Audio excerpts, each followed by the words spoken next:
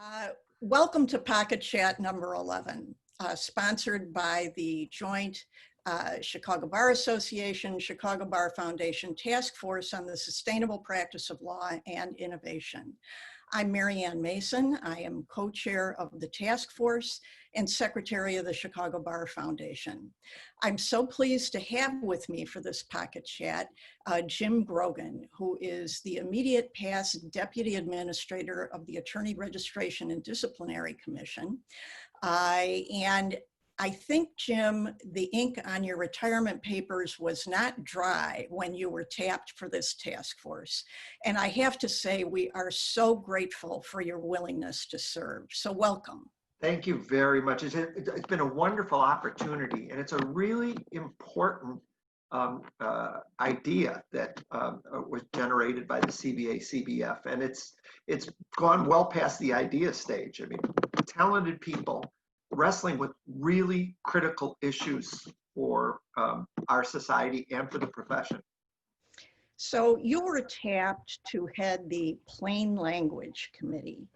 And, you know, I find that a little strange because as lawyers, we're taught a different language in law school, and we say things like, may it please the court, and notwithstanding contrary authority.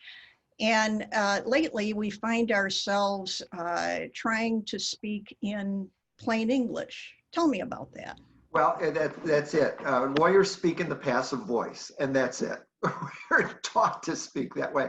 One thing that has been a development in the profession for the last couple of years has been this tend to go toward plain language directives. When a court adopts a rule, make it in such a way that people can understand it. And the Illinois Supreme Court really has been in the forefront in trying to, with any enactments and any rules that they have, make it such that a person can understand what's being said. It's not necessarily a lawyer. That's correct. That's correct, because these rules have importance to members of the general public. And members of the general public should be in a position to understand what the laws mean. One of the rules that the committee focused on was Rule 1.15, which is titled Safekeeping of a Client's Property. The last time I looked, that rule had subsections A through K, 11 if you're counting, and about 3 dozen subsections. Why did you focus on that rule? The committee as a whole decided to look at those provisions of the existing lawyers' ethics code and see if that any changes could be made to any rule in terms of this plain language perspective. And the rule that people focused on immediately is the one you described. It's a critical rule because it applies to practitioners who maintain client funds.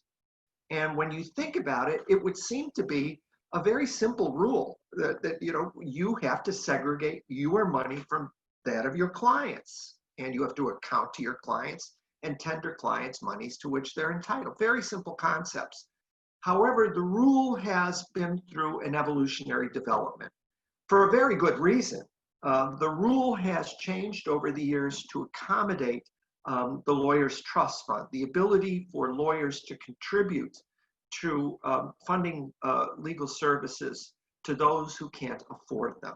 So it's one of the most critical factors out there in terms of our professionalism. And the Illinois Supreme Court basically over the years would accommodate both the Lawyers Trust Fund of Illinois, which has this responsibility over granting money to appropriate people and places, and the ARDC, the Attorney Registration and Disciplinary Commission, that has regulatory control of lawyers who don't maintain proper accounts.